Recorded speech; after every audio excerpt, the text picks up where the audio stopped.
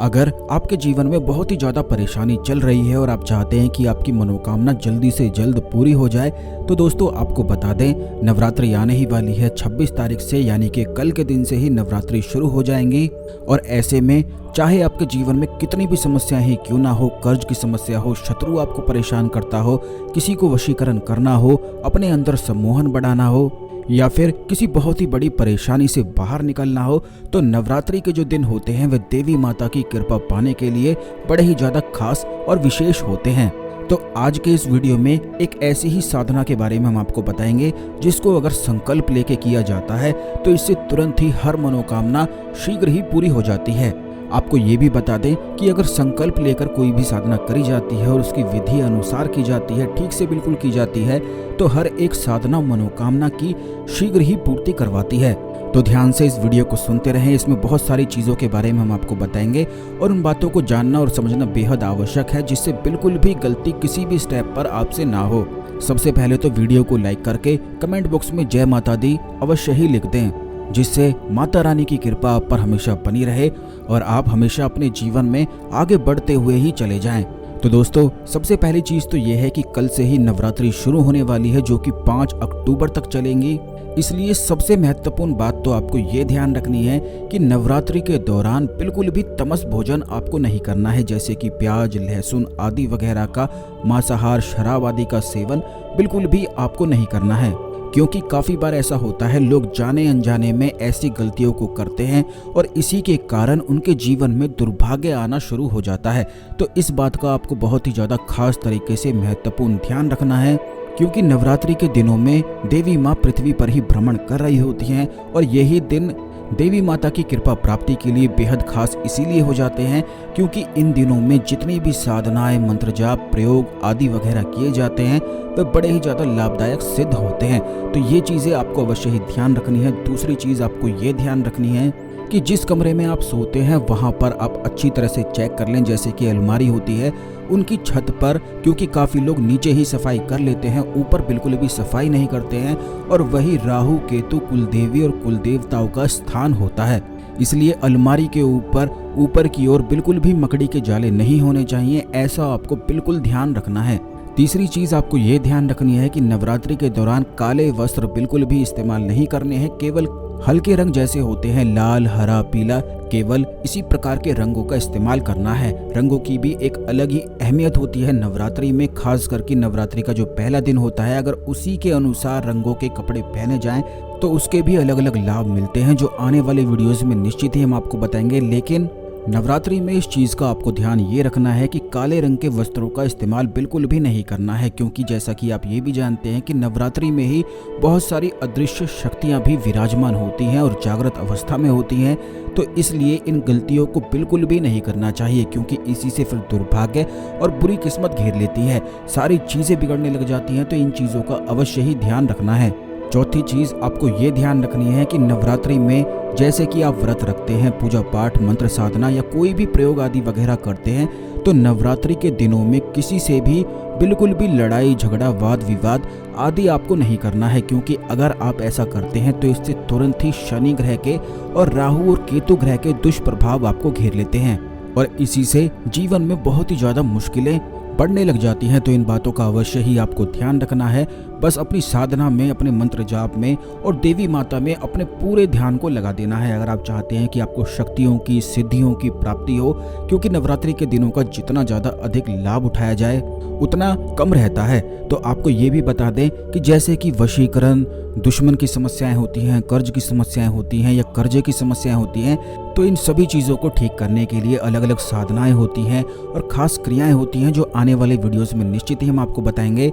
लेकिन मनोकामना यानी कि सर्व मनोकामना कार्य सिद्धि के लिए अगर आप चाहते हैं कि देवी माता की कृपा आपको प्राप्त हो और आप अपने जीवन में आगे बढ़ते ही चले जाएं, क्योंकि कुछ लोगों की समस्या ये होती है कि उनके जीवन में सारी चीज़ें होती हैं लेकिन उनके मन में बिल्कुल भी शांति नहीं होती है।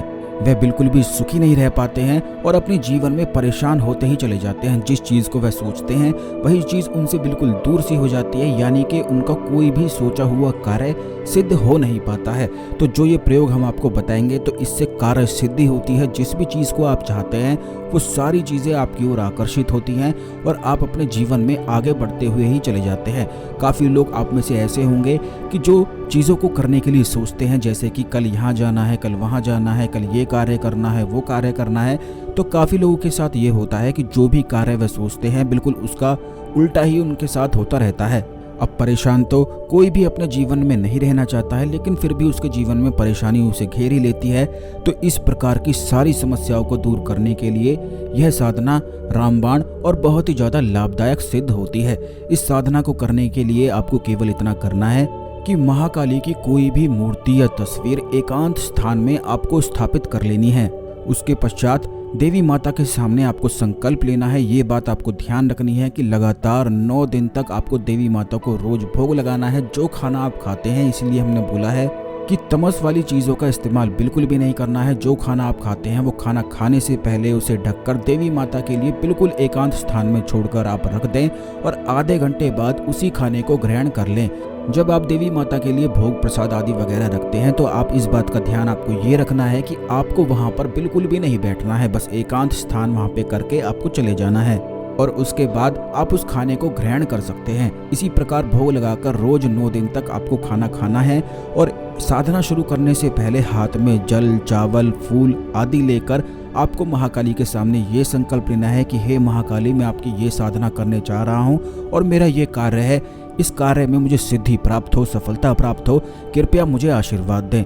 बस इतना बोलकर आप महाकाली के मंत्रों का जाप करना शुरू कर दें। सर्वप्रथम महाकाली के मंत्रों के जाप करने से पहले आपको करना केवल इतना है कि भगवान श्री गणेश का जो मूल मंत्र है ओम गण गणपताय नमः मंत्र का 1 माला जाप कर लेना है। उसके बाद भगवान शिव के मंत्र का ओम नमः शिवाय का भी 1 माला जाप कर लेना है।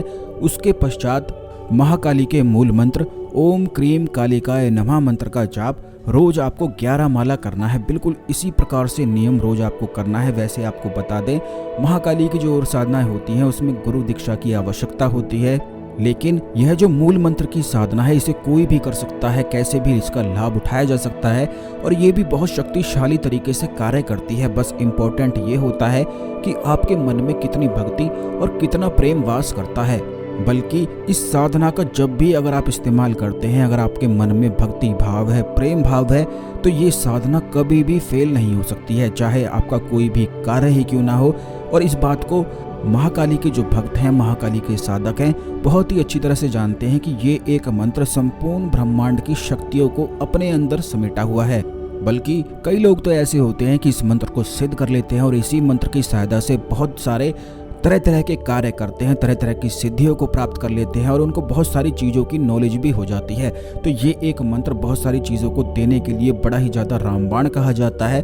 बस आपके अंदर भक्ति कैसी है वो निर्भर करता है, यानी कि किस तरीके से आप पूजा करते हैं वो इम्पोर्टेंट होता है। अब दूसरी चीज़ आपको ये ध्यान रखनी है कि महाकाली की जो पूजा होती है उसमें सबसे ज़्यादा इम्पोर्टेंट भक्ति भाव होता है, यानी कि जो भी आपके जीवन में समस्याएं होती हैं, कुछ लोग होते हैं उन्हें रोने का मन करता है, कुछ लोग होते हैं उन्हें अपनी बातें बताने का मन करता है। तो जितनी भी चीज़ें हैं जो गुप्त रूप से आप करना चाहते हैं वो आपको महाकाली से सिर्फ कहनी है।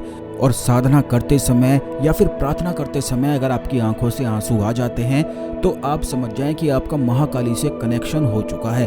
महाकाली के जो भक्त होते हैं उनकी आंखों से आंसू बिल्कुल बड़ी आसानी से यूं ही साधना मंत्र जाप करते हुए निकल जाते हैं और ये भी केवल इसीलिए निकलते हैं जब अंदर से सारी गंदगी बाहर निकल जाती है तो सारे आंसू बाहर प्रेम बनकर बहने लग जाते हैं। बस इन्हीं चीज़ों का आपको ध्यान रखना है। ये सारी चीज़ें जितनी भी हमने आपको बताई हैं बहुत ही ज़्यादा इम्पोर्टेंट है। अगर आप अपने जीवन में सफलता प्राप्त करना चाहते हैं और नवरात्रि में इस साधना को करते हैं, खास करके इस मंत्र का जाप अगर 9 दिन में 1 लाख मंत्रों का जाप आप कर लेते हैं तो ये समझ लीजिए कि 9 दिन में ही यह मंत्र सिद्ध हो जाता है। और जब भी फिर आपके जीवन में कोई परेशानी आती है तो केवल एक बार इस मंत्र को अगर आप पढ़ लेते हैं, 1 माला पढ़ लेते हैं, तो तुरंत ही सहायता प्राप्त होती है। चाहे कहीं से भी आए, कैसे भी आए, आपके कार्य निश्चित ही निर्विघ्न कार्य सारे सिद्ध होने लग जाते हैं। तो नवरात्रि पर इस साधना को करके अवश्य ही लाभ उठाएं। आने वाले वीडियोस में वशीकरण, सम्मोहन बढ़ाने के लिए, आकर्षण बढ़ाने के लिए, कर्ज से मुक्ति प्राप्त करने के लिए, शत्रुओं की समस्या के लिए, जितनी भी आपकी समस्याएं हैं उन्हें कमेंट बॉक्स में अवश्य ही लिख दें। आने वाले वीडियोस में उनसे रिलेटेड साधनाएं बताई जाएंगी, तो उन्हें भी आप अवश्य ही करिएगा, क्योंकि साधना के प्रयोग बताएंगे जो बड़ी आसानी से हो जाते हैं और जिन्हें कोई भी कर सकता है।